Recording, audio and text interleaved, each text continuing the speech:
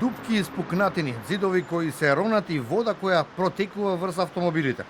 Ваква е состојбата под плоштот од Скендербег во центарот на Скопје. Подолг период овој плоштот е во лоша состојба, но во последно време работите стануваат алармантни. Од град Скопје за телевизија 24 велат дека тие немаат ингеренции за горниот дел од плоштот. Под нивна надлежност бил само коловозот.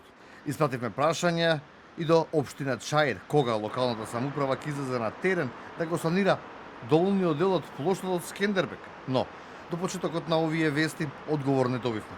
Ова е една од улиците по кои секој ден минуваат илјадници возила. Сега на нов тест се ставени институциите, што побрзо да превенираат и да ги санираат оштетувањата, бидејќи доколку се случи некоја несакана ситуација, последиците би биле фатални. Инаку за овој плоштот беа потрошени околу 14 милиони евра пари на граѓаните.